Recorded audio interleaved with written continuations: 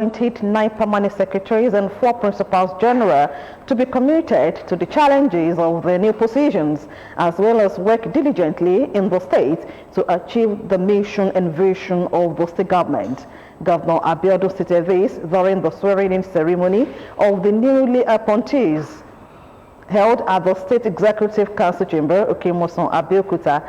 Governor's Office correspondent Yusuf Gani completes the report.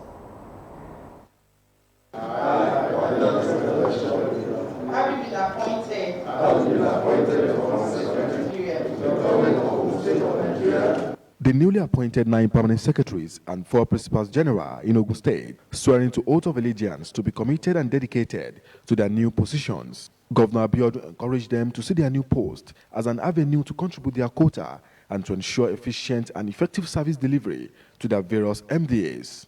You must ensure a cordial relationship in order to make your contributions meaningful. As you begin a journey in the footsteps of illustrious men and women of this great state, you must realize you are receiving from the people that sacred trust was conferred to your illustrious predecessors. But more than this, I must be quick in reminding you all that this appointment is a call to greater service and higher dedication is required for the continued development of our dear state.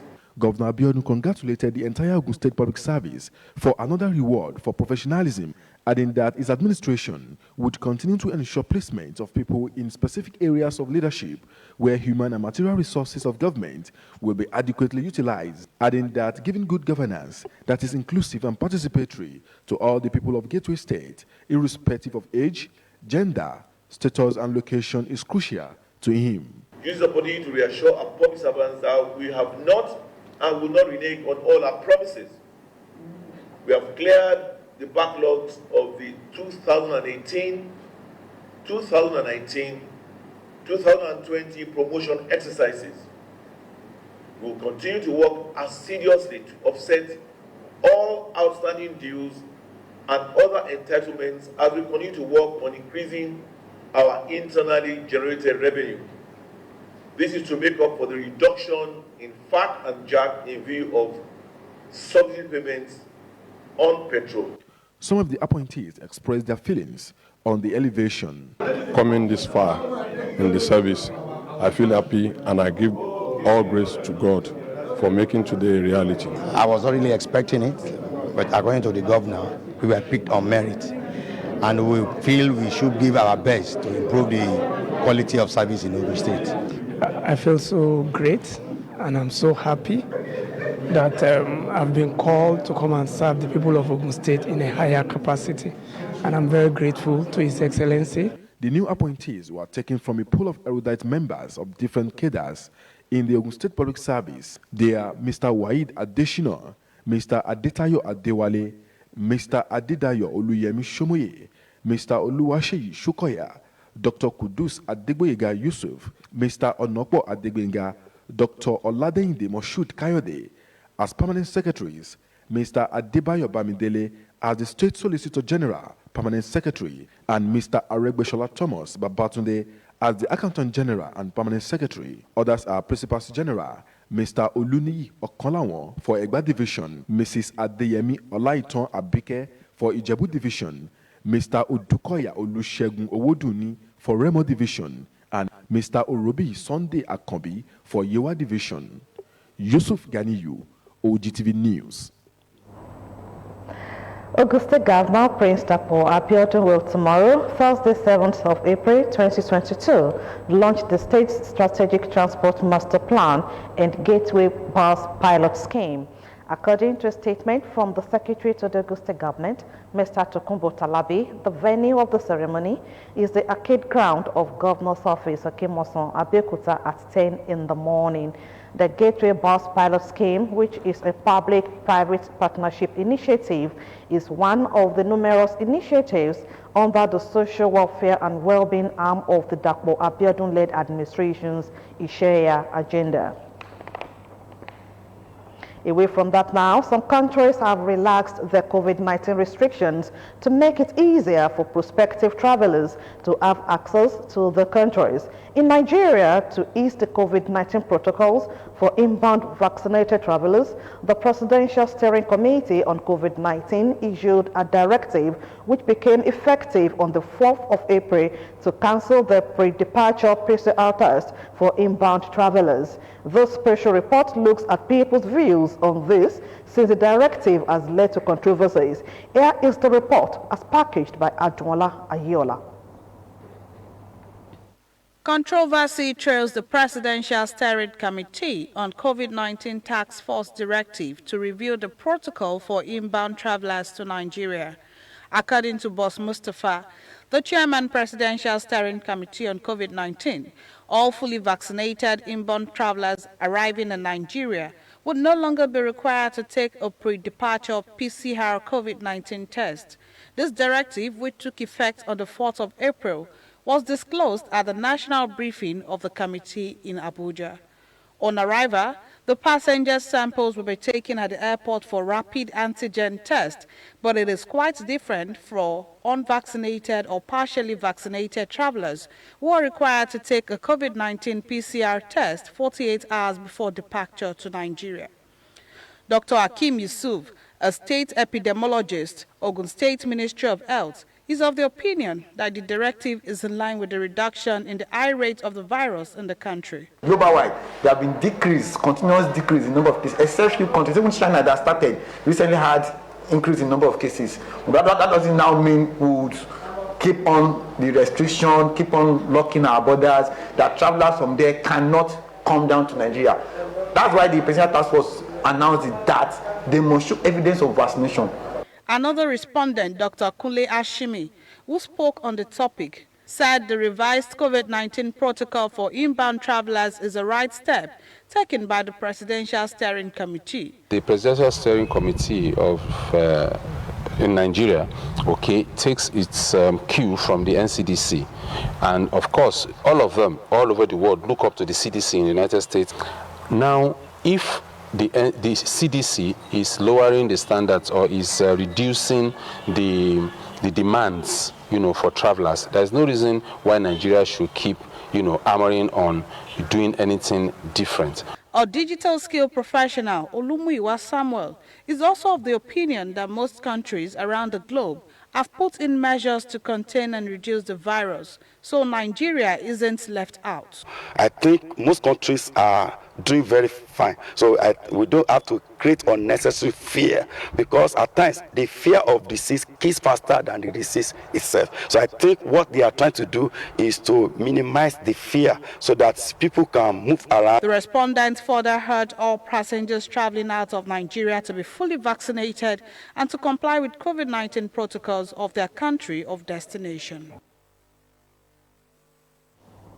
Meanwhile, the federal government has lifted a nationwide midnight curfew and limitations on gatherings, along with other restrictions imposed more than 2 years ago to curb the spread of coronavirus.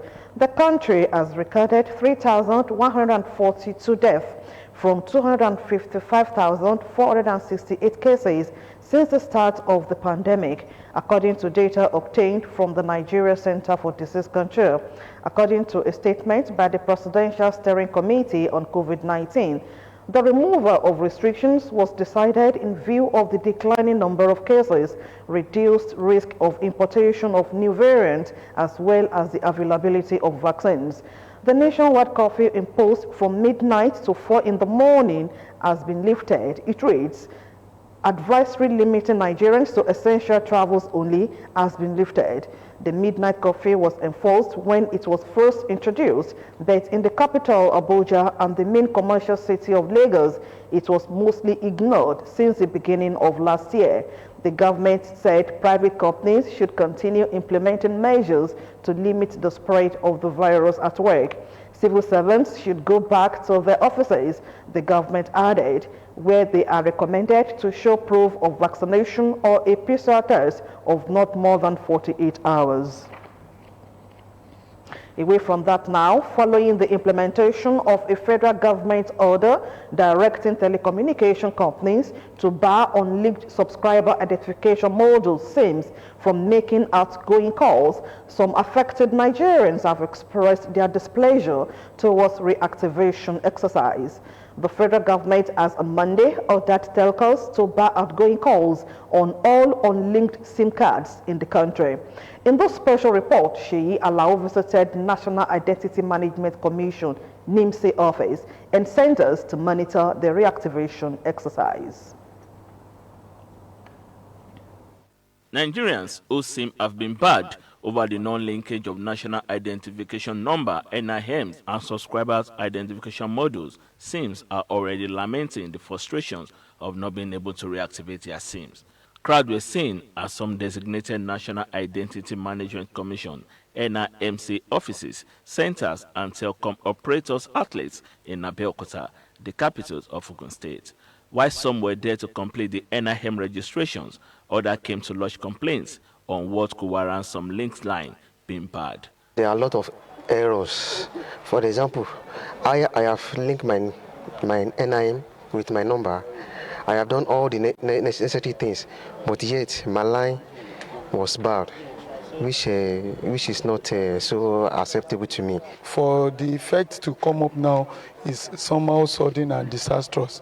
So many people have been put in, discomfort station, especially those in hospitals and those that are, on emergency and a very crucial state, especially those that want to travel for a very good and genuine reasons and all that. They have been affected one way or the other. Affected subscribers said their day-to-day activities have already been affected and they are facing some challenges to reactivate their bad SIMs. Some people have to leave their work to come here to register. Like, it's really affecting people, their business, economy, everything. So many people were unable to get their transaction. So many people were unable to have access to their accounts and all that. Even contacts and everything, they have blocked everything, and it makes people completely out of the world. They pleaded with the federal government to provide the NIMC officials with good tools so as to make the reactivation exercise less cumbersome. The population is much and the machine is not good, the printing machine is not good. So people, they are fighting and they are collecting money to help people to do it. The government should just ease the stress for people. For example, sometimes even the network service is very bad. People registering it for them. Sometimes they will complain of the network. According to statistics from the National Communication Commission in February, over 300 million SIMs are connected to GSM lines in the country, out of which 197 million were active. However, out of over 170 million active subscribers, only 78 million have so far been linked. Sheyi Alao, OGTV News. House of Representatives has resolved to investigate the sharp increase in the price of diesel, also known as AGO. It therefore mandated its committees on petroleum resources downstream, petroleum resources upstream, and gas resources to handle the assignment with a view to ensuring that a reasonable price is fixed to alleviate the sufferings of Nigerians. The resolution followed the consideration of a motion presented at plenary by Honorable Chike John Okafor.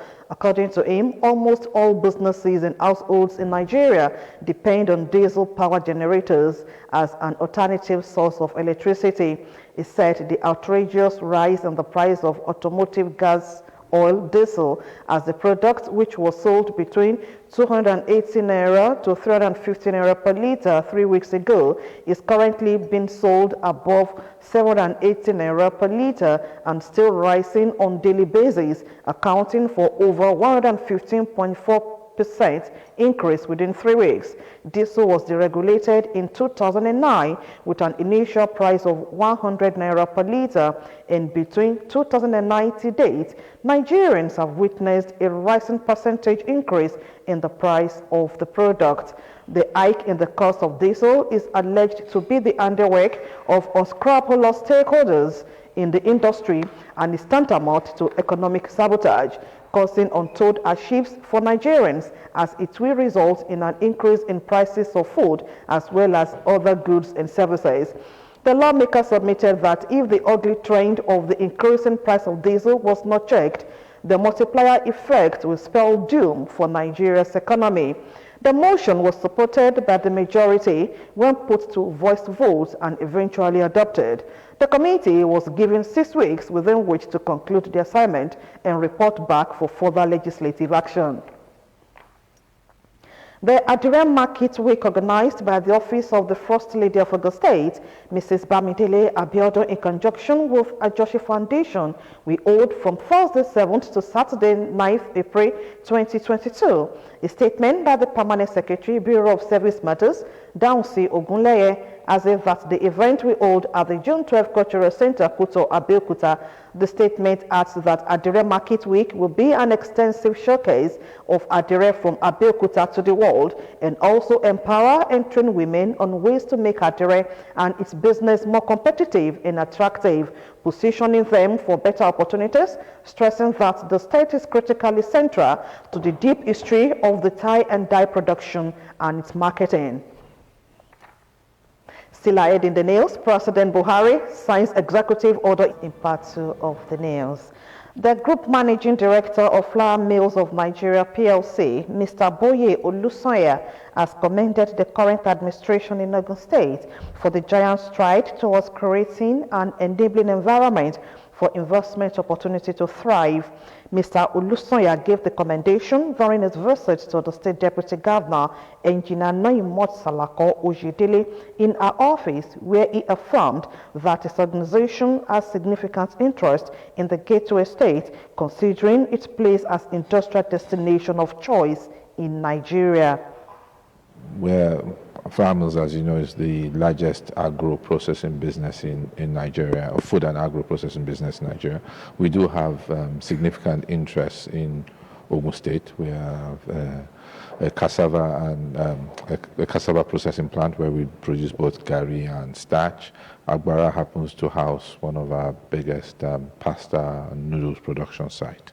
So it's here to discuss how best we can get support from the state with regard to, in particular, road access to our site at Agbara, and we're happy to hear about the construction of the Agbara-Aton road that the government has embarked upon.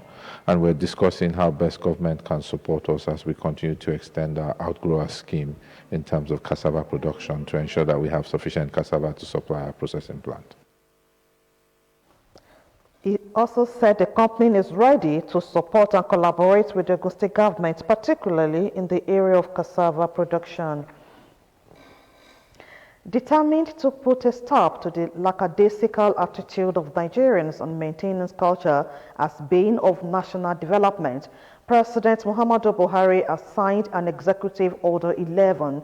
The new policy document sets out guidelines for the maintenance of federal government buildings and assets in order to ensure the protection and testing utilization of such critical investments. Initiated by the Federal Ministry of Works and Housing and approved by Federal Executive Council since 2019, the policy document sees maintenance of public buildings and facility management as a conscious economic driver through which skills of the technical and vocational institution graduates can be put into gainful and rewarding engagement. Executive Order 11, which ties maintenance directly to the economy, is put in place to ensure the fullest implementation and impact of the policy. Maintenance of assets is more than a culture.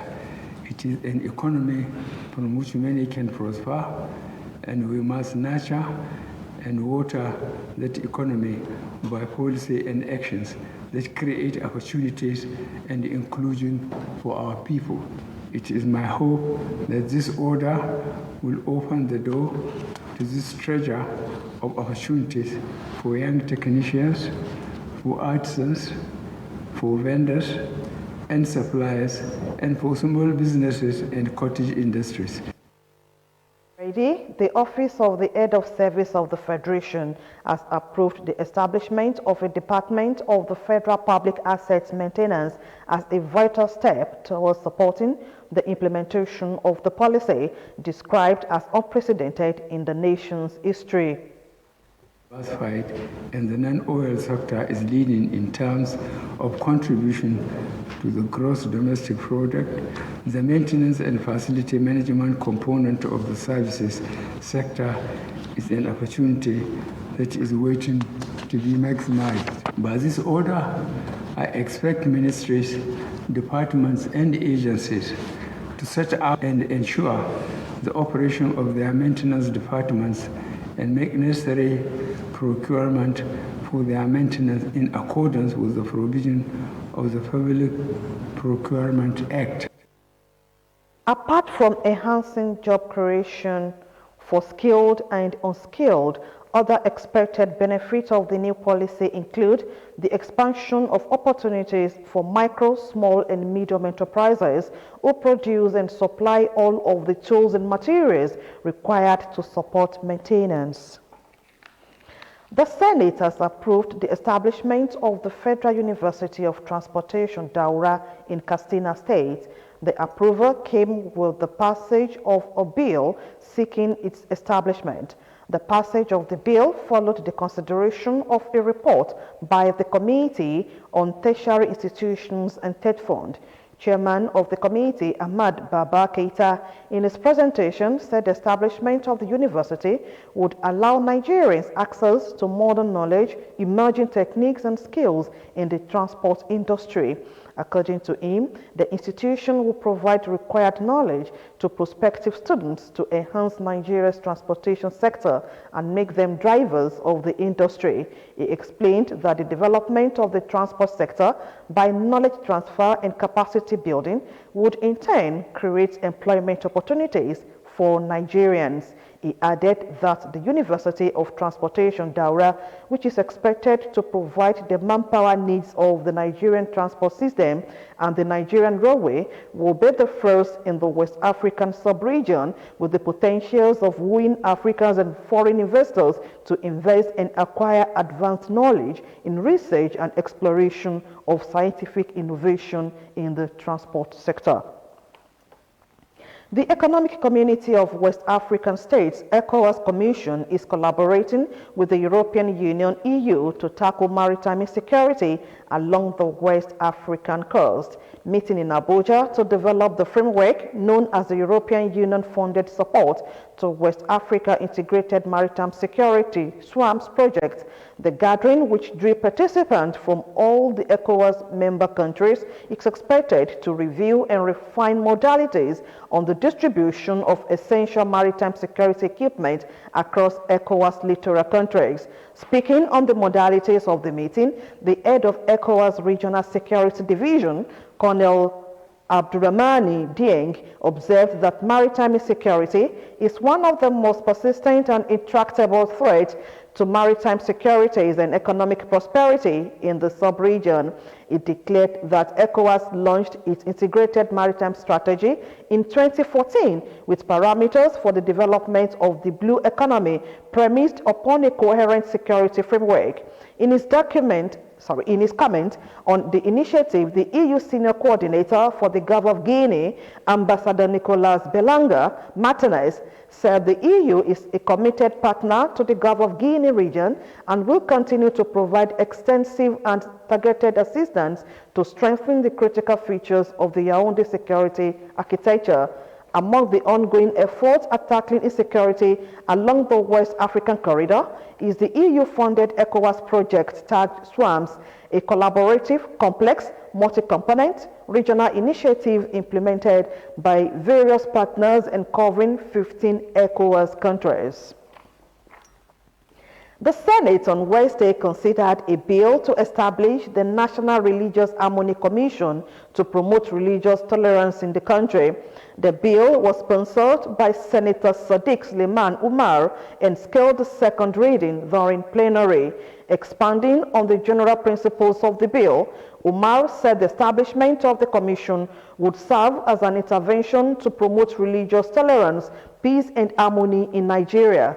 According to Umar, the United Nations Charter and several provisions of the 1999 Constitution as amended are based on the principles of dignity and equality of all human beings. He explained that the UN Charter seeks the promotion and respect for human rights and fundamental freedoms for all without distinction to race, sex, language, or religion. He added that the NRHC Establishment Bill seeks to create an enabling environment for the peaceful coexistence of different religious beliefs within Nigeria and provide a forum for which enlightenment and dialogue. Umar stated that establishing the commission would limit controversy and confrontation over allegations of discrimination based on religious beliefs, which would check the insidious effects of religious bigotry, profiling, stereotyping, violence, discrimination, extremism, and hate speech. Greater heights can only be achieved through patience, perseverance, and obedience to the will of God. The General Superintendent of the Gospel Light International Ministries, Dr. Felix Omobude, confirmed this at the third day evening service of the Holy Convention 2022 of the Victory Life Bible Church, commemorating the 30 years of existence of the church. Elizabeth Esson was part of the congregation at the Victory City, Ajibo Road, Abeokuta. Reports.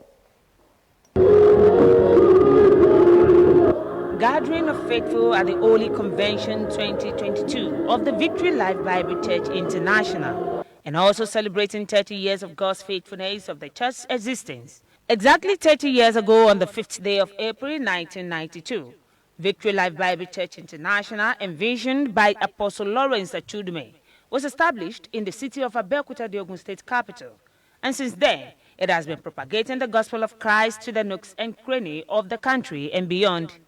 In his ministration at the evening service of the third day of the Holy Convention, marking the 30th anniversary of the ministry, the spiritual father to Victory Life Bible Church International and the General Superintendent, Gospel Lights International Ministries, Dr. Felix Omobude, ascribed successes recorded by the visionary in the past 30 years to his obedience to the will of God and his love for God.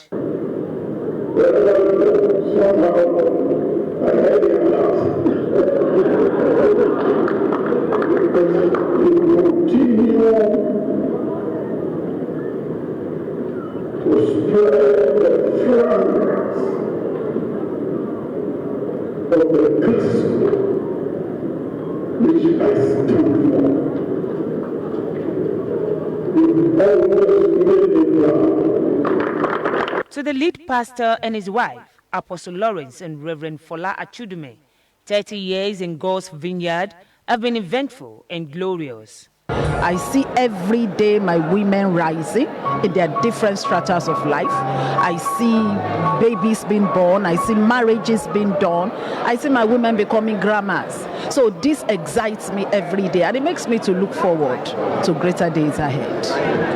If anybody has told me I will spend 5 years in Abeokuta, I will tell you are a dreamer. Never in my dream to come to Abeokuta.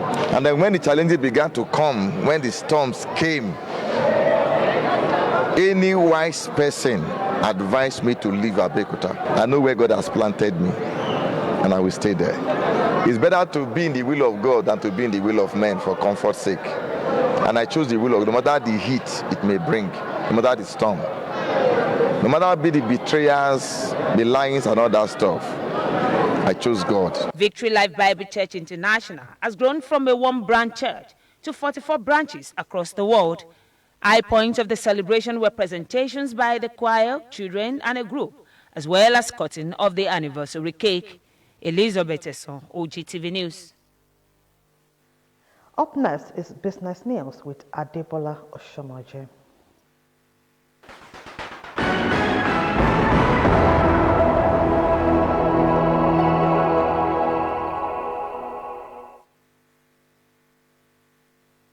Welcome to the business segment of the news. The Central Bank of Nigeria, CBN, has fined 3 banks for failing to comply with the directive to block customers from transacting in cryptocurrencies.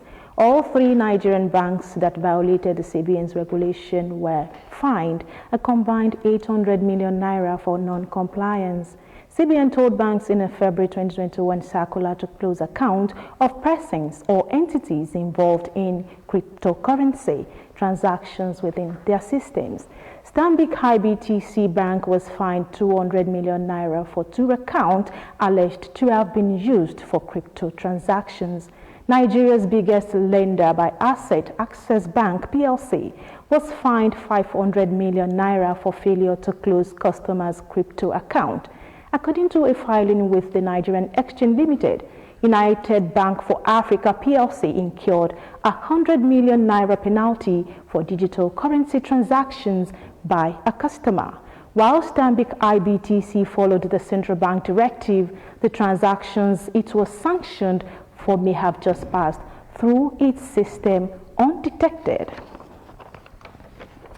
The federal government says it has concluded plans to give interest-free loans to 98,000 beneficiaries of its government enterprise and empowerment program 2.0 nationwide. The Minister of Humanitarian Affairs, Disaster Management and Social Development, Sadiya Umar Farouk, disclosed this in a statement by our Special Assistant on Media, Nneka Anzibeze, in Abuja on Wednesday. Umar Farouk said that this decision was reached following the final verification of Phase 1 applicants who qualified and were selected to benefit from small loans ranging from 50,000 naira to 300,000 naira. She further said that all the beneficiaries of CHIP 2.0 would receive congratulatory and sensitization text messages in the coming days, informing them of their qualification. According to Umar Farouk, the money given to the beneficiaries of the empowerment program is a loan and not a grant and must be repaid within 9 months. The House of Representatives Committee on Finance has asked the Nigerian Upstream Petroleum Regulatory Commission to provide details of crude oil production for the 4th quarter of 2021 and the 1st quarter of 2022. The committee said the information would help the House to determine the revenue accrued to the Federation through the NUPRC within the period. The chairman of the committee, James Faleke, made the request at a continued investigative hearing of the panel in Abuja. The NUPRC, in its written presentation to the committee, said out of total sum of 695.617 billion naira revenue released in the period under review, the sums of 616.182 billion naira, 19.556 billion naira, 39.085 billion naira, 3.502 billion naira, 6.963 billion naira, and 10.599 billion naira were generated from oil royalty, gas flaring penalty, concession rentals, MIC oil revenue, and signature bonus, respectively. Representing the NUPRC, Babajide Fashino said the differential observed by the committee would be resolved during the reconciliation with the Fiscal Responsibility Commission. Africa is facing the worst food crisis in 10 years, and over 27 million people are suffering from hunger, while an additional 11 million could be pushed to hunger in the next 3 months. It has been observed that West Africa is hit by its worst food crisis in decades, with 27 million people going hungry. It is also projected that the number could rise to 38 million by June, considering a new historic level and already an increase by more than a third over last year, unless urgent action was taken. The ECOWAS Commission continued its consultations with state and non-state actors on the formulation of the ECOWAS Regional Implementation Strategy for the agreement of the African Continental Free Trade Area AFTA on 22 March 2022, with a view to ensuring that the AFTA outcomes are consistent with regional advancement and that the agreement builds on the ECOWAS acquis. The Commission is accelerating the development of a regional implementation strategy, taking a participatory and inclusive approach. To date, 12 ECOWAS member states have developed or are in the process of developing their national AFTA implementation strategy. The regional ECOWAS strategy for the implementation of the AFTA is aimed at reinforcing the implementation of the ECOWAS mandate in strengthening intra-regional trade, guiding its contribution to the negotiation and implementation of the AFTA at regional level, and supporting its member states in implementing their national AFTA strategy. And that was business news. Back to Bukola for the rest of our bulletin.